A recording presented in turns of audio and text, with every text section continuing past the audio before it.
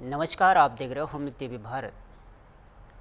मध्य प्रदेश में सड़क सुरक्षा को लेकर एक बड़ा कदम उठाया गया है।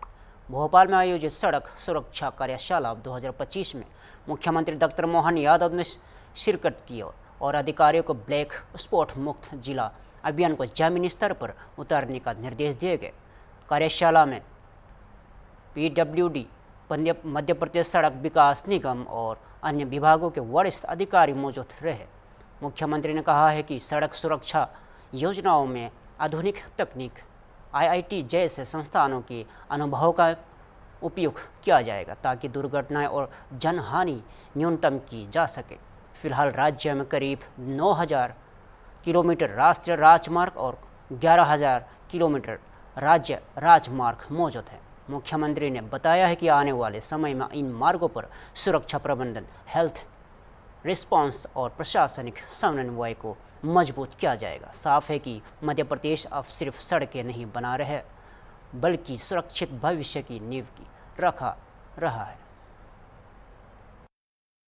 PWD विभाग द्वारा सड़कों पर जनहानि को रोकने के लिए नई तकनीक का उपयोग करते हुए राष्ट्रीय राजमार्ग हो, राज्य के राजमार्ग हो, सड़कों के अंदर होने वाली दुर्घटना को रोकते हुए सड़क की सुरक्षा के आधार पर IIT मद्रास के साथ मध्य प्रदेश सरकार ने भी MOU किया, NGO को भी जोड़ा और नई नवाचार के आधार पर सड़कों का निर्माण भी हो लेकिन जनहानि कम से कम हो। बीते समय के आंकड़ों में हमारा जो अपना पुराना रिकॉर्ड है उस रिकॉर्ड में कम से कम दुर्घटनाओं की संख्या कैसे कम हो, इस दिशा में बड़ा अच्छा दिन भर की कार्यशाला आयोजित की जा रही है। मैं माननीय मंत्री राकेश सिंह जी को बधाई देना चाहूँगा, उनके पूरे विभाग को, IIT मद्रास को भी, जिन्होंने हमारे साथ जुड़ करके इस पर काम करना शुरू किया। हमारा लोक निर्माण विभाग बहुत सारे नवाचार अलग अलग क्षेत्रों में कर रहा है। यद्यपि ये बात सही कि भौगोलिक दृष्टि से मध्य प्रदेश राजस्थान के बाद दूसरा सबसे बड़ा राज्य है। ऐसे में हमारे राज्य की सीमाएं बहुत बड़ी, लेकिन देश में मध्य में होने के कारण से किसी को भी किसी राज्य में आना जाना है तो उसको मध्य प्रदेश से गुजरना रहता है। ऐसे में ये अच्छे महत्व का विषय है। मेरी अपनी ओर से आपको बधाई दे रहा हूँ। लेकिन इसके दूसरे सेक्टर बाकी भी चीज़ें हैं, जैसे ट्रॉमा सेंटर, हेल्थ की दृष्टि से हॉस्पिटल, वैसे जानकारी के लिए एयर एम्बुलेंस भी हमारे अपने राज्य में देश के अंदर ये सबसे पहला नवाचार है। दुर्घटना में सही समय पर सबसे पहले व्यक्ति को हॉस्पिटल पहुंचा दें, तो हमने न केवल एयर एम्बुलेंस बल्कि राहगीर योजना भी लागू की है, जिसमें जो घटना के आधार पर व्यक्ति को, घायल को पहुंचाएंगे तो 25,000 रुपया, पहुंचाने वालों को भी 1 घंटे के अंदर जान बचाने पे देने की योजना है। साथ ही साथ 1.5 लाख तक की जो भारत सरकार की स्कीम उसको भी लागू करके हमारे लिए व्यक्ति की जान ज़्यादा जरूरी है। ये अच्छा प्रयोग है। एक जानकारी और, अब यहाँ से मैं सीधा राजा राम के ओरछा धाम पे जा रहा हूँ। पर्यटन विकास निगम और अन्य विभागों ने मिलकर के हमारा भगवान श्री राम का राजा स्वरूप वाला ये जो देवस्थान है, ये वाकई अद्भुत है। दीपावली के पूर्व हम राजा राम लोक की लोकार्पण के अवसर पर धार्मिक पर्यटन के साथ आस्था के इस प्रतीक को और 4 चांद लगाने के योजना पे काम कर रहे हैं। चित्रकूट, ओरछा, ऐसे कई पवित्र धाम है भगवान राम के जीवन से जुड़े हुए। ऐसे प्रत्येक स्थान पे हमारी सरकार काम कर रही है। हमारे अपने 13 देवस्थान जहाँ विविध प्रकार के धार्मिक हमारी आस्था के केंद्र हैं, उन सबको जोड़कर हम काम कर रहे हैं। मेरी अपनी ओर से प्रदेशवासियों को बधाई, बहुत बधाई। ऐसी घटना, जिस घटना में सरकारी अधिकारी हो या आम व्यक्ति की परेशानी, हमारी सख्ती के लिए, कानून के लिए जानी जाने वाली सरकार है। रक्षकों ने अगर पुलिस का काम सुरक्षा देना है, लेकिन पुलिस के अधिकारी कर्मचारी गलती करेंगे तो हम किसी को छोड़ने वाले नहीं हैं। भ्रष्टाचार के खिलाफ, अव्यवस्था के खिलाफ, सारी बातों के लिए कानून के आधार पर सरकार चलाने के लिए हम प्रतिबद्ध हैं। यशस्वी प्रधानमंत्री का आदर्श हमारे सामने है। हमारी सरकार उनके साथ कदम से कदम मिला के चल रही है। मेरी अपनी ओर से एक बार फिर खासकर राजा राम लोक के लिए और इस कार्यशाला के लिए मंत्री जी को बधाई। कर्नाटक के मंत्री प्रियंक खड़गे ने मुख्यमंत्री सोदर मैया को एक अहम चिट्ठी लिखी है। उन्होंने राज्य के कुछ सरकारी अधिकारियों द्वारा राष्ट्रीय स्वयंसेवक संघ आरएसएस के कार्यक्रमों में भाग लेने पर कड़ी आपत्ति जताई है। खड़गे ने सीएम से अपील की है कि ऐसे अधिकारियों के खिलाफ Karnataka civil service conduct rules 2021 के तहत अनुशासनात्मक कार्रवाई की जाए। उन्होंने नियम 5(1) का हवाला देते हुए कहा है कि कोई भी सरकारी कर्मचारी किसी भी राजनीतिक पार्टी या गतिविधि में शामिल नहीं हो सकता। प्रियंका खड़गे ने इसके साथ मुख्यमंत्री से यहां भी अनुरोध किया है कि एक सरकारी सर्कुलर जारी कर साफ तौर पर चेतावनी दी जाए कि ऐसे किसी भी उल्लंघन पर कार्रवाई तय है। गौरतलब है कि यहां पहला मौका नहीं है जब खड़गे ने आरएसएस को लेकर चिंता जताई है। इससे पहले भी उन्होंने सरकारी स्कूलों, कॉलेजों और मंदिरों में आरएसएस की गतिविधियों पर रोक लगाने की मांग की थी। उनका आरोप है कि संगठन युवा दिमागों का ब्रेन वॉश कर रहा है और यह संविधान विरोधी विचारों को बढ़ावा देता है। It is not my rule. It is the rule of conduct or Karnataka civil service rules. Okay, where they have very clearly stated that people cannot participate in programs or be associated with associations which have political leanings. And it has come to our notice that a lot of PDOs, village accountants and other state officers who are currently serving are going around in Ganaveshas, going and speaking against the government in RSS functions. So that needs to be implemented.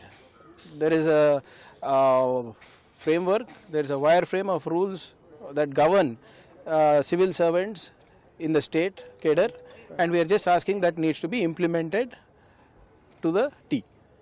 What is the necessity, sir? Did you find any such flaws in the system? Government officials. See, we have no issues with anybody following any association or any ideology. But if you want to be the employee of the state government of Karnataka, there are rules you have to follow. The rules have been there for decades. All I am asking is that rule should be implemented properly. So the rule clearly says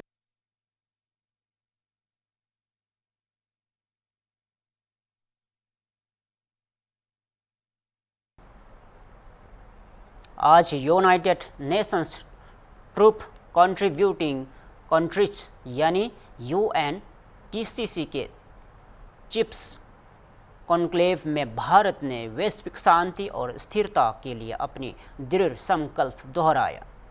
conclave को संबोधित करते हुए भारत के विदेश मंत्री doctor S Jaishankar ने कहा है कि भारत की शांति स्थापना की सोच उसकी प्राचीन सभ्यता और मूल्यों से प्रेरित है। As Foreign Minister of a country that has contributed immensely to this cause, I'm here to share our perspectives, not only on the challenges before us, but also on the principles that must guide us in shaping the future of global peace and security. India approaches peacekeeping from its civilizational ethos. We see the world as one family, a vision enshrined in the timeless phrase of Vasudhaiva Kutumbakam. This is not just cultural wisdom, but an outlook that anchors our worldview. It is why India has consistently advocated for justice, dignity, opportunity, and prosperity for all societies and peoples. It is also why we place our faith in multilateralism and international partnership. Doctor Jaishankar ने यह भी कहा कि भारत का नजरिया सिर्फ विचार नहीं बल्कि एक वैश्विक दृष्टिकोण है जो न्याय, सम्मान, अवसर और खुशहाली को हर समाज तक पहुंचाती है और भावना को प्रेरित है। और इस बीच जयशंकर ने आज की जटिल और आपस में जुड़ी वैश्विक चुनौतियों को लेकर भी चिंता जताई। उन्होंने मल्टीलेटरलिज्म यानी बहुत छिपिया सहयोग का समय की सबसे बड़ी ज़रूरत बताया और ग्लोबल सहयोग की एक नई भावना का आह्वान किया।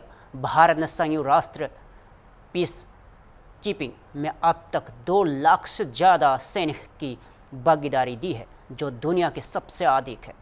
कॉन्क्लेव में भारत का यह संदेश एक बार फिर दुनिया को याद दिलाता है कि शांति की राह भारत की नीति का मूल हिस्सा है।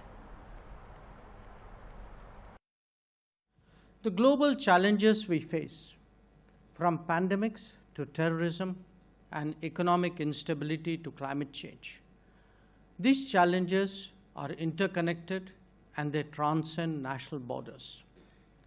Our responses, therefore, must be more cooperation, transcending the competitive aspects of international politics. The natural starting point for such collaboration is the United Nations. I've just come back from New York after attending the 80th UN General Assembly. And let me share with you some key insights from that experience.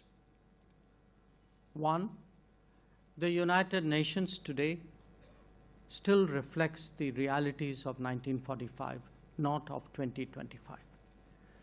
80 years is a long time by any standards. And during this period, the UN membership has actually quadrupled. Two, institutions that fail to adapt risk irrelevance. Not just irrelevance, but eroding legitimacy and leaving us without recourse in times of uncertainty. Three, for the UN to be effective, it must reform, becoming more inclusive, democratic, participative, and, as I said, representative of today's world. And four, it must amplify the voices of the developing world and reflect the aspirations of the rising global south. The UN's legitimacy, and I would say the UN's credibility, depends on it doing so.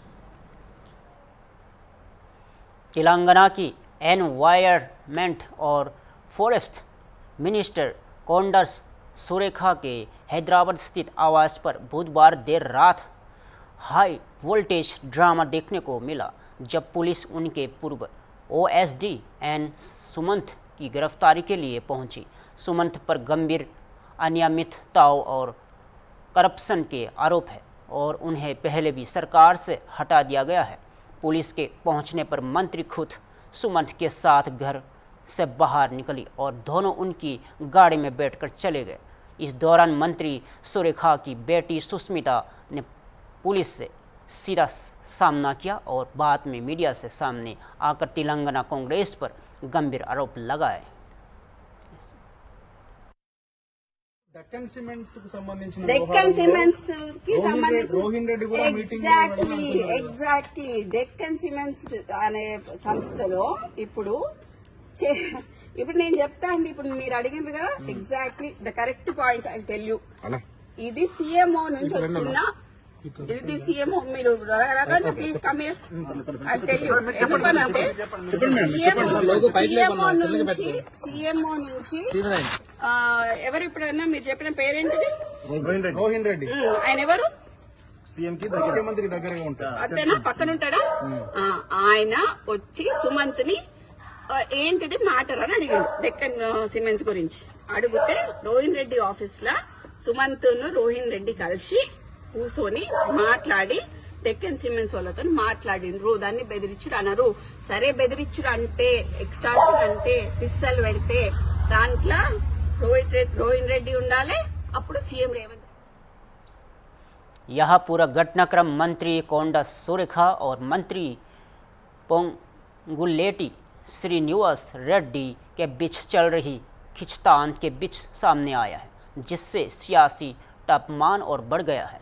इस विवाद पर BJP नेता बुरा नरसैया गौड़ ने तीखा हमला बोला है। उन्होंने कहा है कि ये सब कांग्रेस सरकार की अंदरूनी षड्यंत्र का नतीजा है और आरोप लगाया है कि पार्टी में करप्शन ही आधार है और इस पूरे मामले में तेलंगाना कांग्रेस में अंदरूनी कलह और जातीय राजनीति को एक बार फिर सुर्खियों में ला दिया है। अब देखने वाली बात यह होगी कि सरकार इस मामले में किस दिशा में कार्रवाई करती है।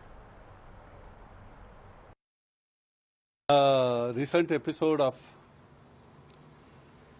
Telangana police trying to arrest OSD of the minister is nothing new.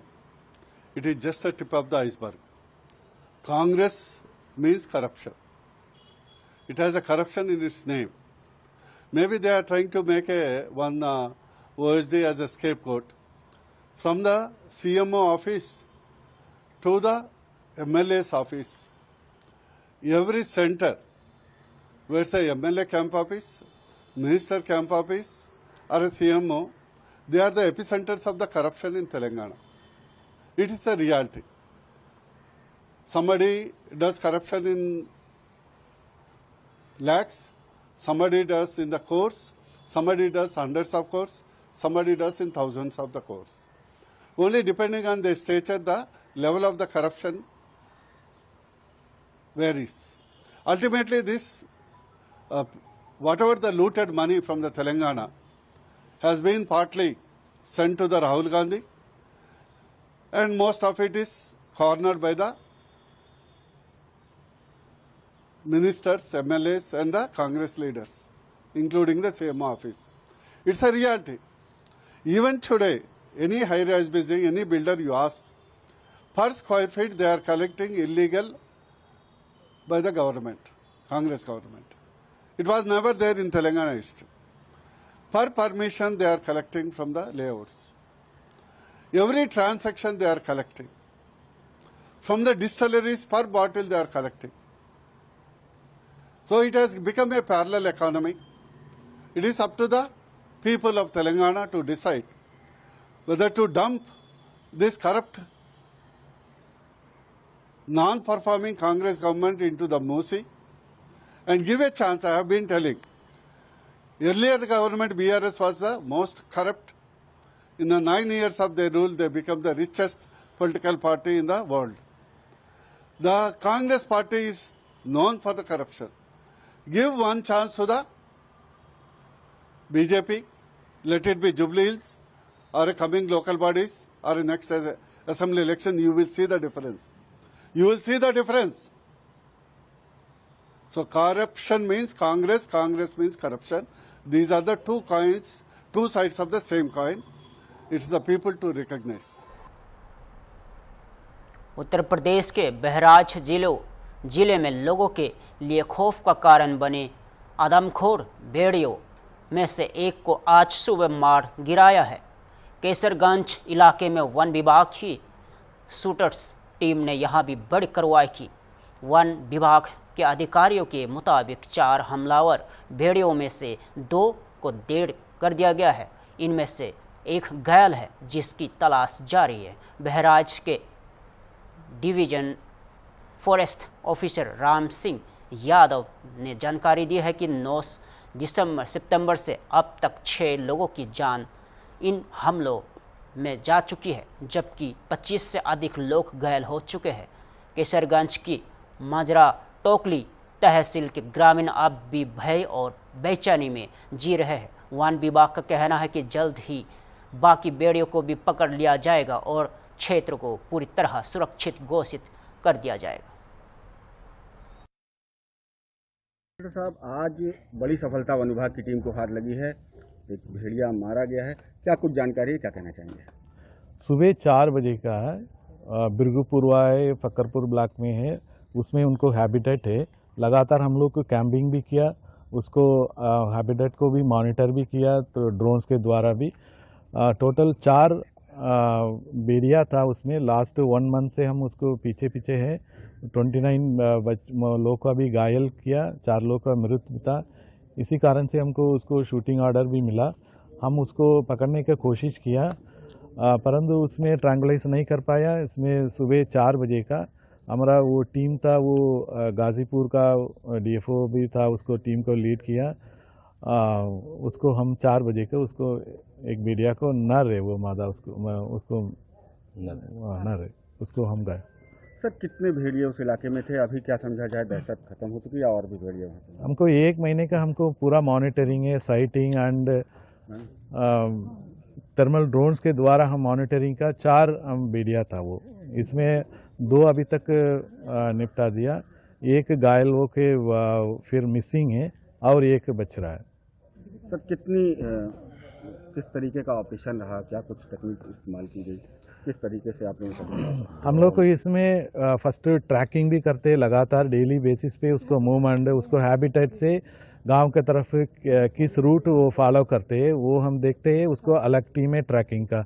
और दूसरा हमारा थर्मल ड्रोन्स 5-6 ड्रोन्स हम थर्मल ड्रोन यूज़ करते हैं, उसके द्वारा डे नाइट में हम उसको मॉनिटर करते। एंड तीसरा है हम उसको ट्रैंगुलाइज करने का एक अलग टीम था। 14 है हमको कोई ट्रैंगुलाइज से फेल हो रहा है और वो हमको जाल से पकड़ने का भी एक अलग टीम था, टोटल 5 टीम था। सर कहाँ किसके ज़िले की टीमें लगी हुई थी यहाँ पर? इसमें हमारा एंटायर जोन का टीम इधर है, सेंट्रल जोन का पूरा टीम था, इसमें अयोध्या से भी, उन्नाव से भी, बाराबंकी से एंड अंबेडकर नगर, सभी जगह से वो था टीम। सर मुख्यमंत्री जी का भी आदेश था जब आए थे, उसको क्या कहना चाहिए? 27 को माननीय मुख्यमंत्री जी बराइज आया इस ये वाला मामला में रिव्यू करने के लिए, उसमें माननीय मुख्यमंत्री जी ने ये आदेश दिया पकड़ने का कोशिश करिए, अदरवाइज हम उसको शूटिंग, बिकॉज इतनी लोग का घायल किया, मृत्यु हुआ, मतलब फिर लास्ट ऑप्शन हंटिंग है। सो हम लोग को ऑलवेज ट्राई करते हैं, हमारा पास फर्स्ट जाल से पकड़ने की कोशिश करते हैं, ट्रैंगुलेसिंग का ट्राई करते, व्हेन दिस टेक्निक फेल होता है फिर हम उसको किल किया। मध्य प्रदेश के छिंदवाड़ा जिले से एक चौंकाने वाली घटना सामने आई है। राजौला गांव में गंदा पानी पीने से करीब 60 लोग बीमार पड़ गए। इनमें से ज़्यादातर को उल्टी और दस्त की शिकायत हुई। उसके बाद तुरंत उन्हें मेडिकल ट्रीटमेंट दिया गया। अधिकारियों ने बताया गया है कि यह पानी गांव के एक स्थानीय कुएं से लिया गया था। जांच में पता चला कि उसी कुएं में 4 मरे हुए कबूतर भी मिले थे, जो पानी में गंभीर गंदगी का संकेत है। हेल्थ डिपार्टमेंट के अनुसार सभी मरीज अब स्टेबल है और किसी भी हालत गंभीर नहीं है। एसडीएम हेमकरण ध्रुव ने यह भी कहा कि इस मामले में ग्रामीण पंचायत की लापरवाही सामने आई है और इसके खिलाफ कार्रवाई की जाएगी। यह घटना एक बार फिर सवाल उठाती है कि ग्रामीण क्षेत्रों में साफ पानी की व्यवस्था अब भी कितनी कमज़ोर है और सरकार की ओर से राहत कार्य जारी है, लेकिन बड़ा सवाल यह है कि क्या ऐसी लापरवाही को रोका जा सकेगा। राजौला में दूषित पानी पीने से डायरिया का प्रकोप है, कितने परिवार इससे प्रभावित और क्या कारण? 150 परिवार को कल हम लोगों ने सर्वे कराया था दोपहर में, और जिनमें 60 व्यक्ति ऐसे पाए गए थे जिनको उल्टी दस्त की शिकायत थी हो रहे थे ये। तो तत्काल हम लोगों ने 150 परिवार में दवा का वितरण किया गया और इसके बाद सभी का इनके यहाँ कैंप के माध्यम से उपचार किया गया। और जब लोगों से पूछा कि ये इसकी वजह क्या है तो उन लोगों ने बताया कि पानी पीने से। तो पीएचए भी हमारे साथ थी और जो जिस नल जल योजना से जिस कुएं से पानी आ रहा था इस गाँव का, उसके हम लोगों ने सैंपल लिए। जब उसके अंदर झांक के देखा कुएं के तो 4 कबूतर उसके अंदर मृत पाए गए थे, तो तत्काल उसको बंद कराया। इसके बाद जब गाँव वालों ने बताया कि एक नल जल योजना का पीएचए के द्वारा बोर कराया गया मंदिर के पास, उसका भी इनके निरीक्षण किया गया था, वो चालू हालत में था। तो नए जल बोर से जो नई टंकी बनी है पीएचई की, उसमें हम लोगों ने रात में कनेक्शन करवाया है और आज हम लोग जो पानी सप्लाई टंकी भर ली गई है और आज हम लोग 2 घंटे पानी चलाएंगे, जिससे कि वो पानी उपयोग नहीं करेंगे, जो बहाएंगे सिर्फ नल का। जो पुरानी टंकी का नल जल योजना का पानी बाहर हो जाए, इसके बाद उसका उपयोग करेंगे। और अभी हमारी कल से ही यहाँ टीम लगी हुई है। कल 253 व्यक्तियों का हम लोगों ने यहाँ स्वास्थ्य परीक्षण कराया था और 110 व्यक्तियों को ड्रिप लगाई गई थी और आज सुबह से ही 120 मरीज हो गए जिनको चेक करके और उनको दवा दी जा रही है। और ये लगातार हमारा कैंप 2-3 दिन यहाँ रहेगा। 24 घंटे डॉक्टर की टीम रहेंगी इसमें। दिन में मरीज अस्पताल में एडमिट सर? अभी अस्पताल में किसी को एडमिट नहीं किया गया है और कोई गंभीर मरीज नहीं था। सब लोग चलते फिरते आ रहे हैं अपने घर से, इलाज करा के वापस जा रहे हैं। यहाँ कुल कितने डॉक्टर की टीम अभी इलाज कर रही है? इसमें आपके हमारे कल रात में 8 डॉक्टर थे, ANM थी, आशा कार्यकर्ता थी और पूरे CHO थे। और आज भी हमारी दिन की टीम दूसरी है। दिन में भी वो डॉक्टर हैं, BMO रात में भी थे और दिन में भी हैं। ये इस पर कोई कार्रवाई सर दूषित पानी दूषित पानी में क्या है, ये आपकी लापरवाही ग्राम पंचायत के द्वारा की गई, तो ये तो अपन करेंगे कार्रवाई। ये पंप संचालक और जो सचिव जो भी होंगे उनके विरुद्ध कार्रवाई करेंगे। कोई क्रिटिकल केस तो नहीं है सर? अभी कोई वर्तमान में कोई क्रिटिकल केस नहीं है और हम लोग लगातार 3-4 दिन यहाँ कैंप लगाएंगे। अस्थायी हॉस्पिटल हमने ग्राम पंचायत को बनाया गया है। फिलहाल के लिए इतना ही। ऐसे ही ताज़ा खबरों के लिए जुड़े रहिए हम भारत के साथ।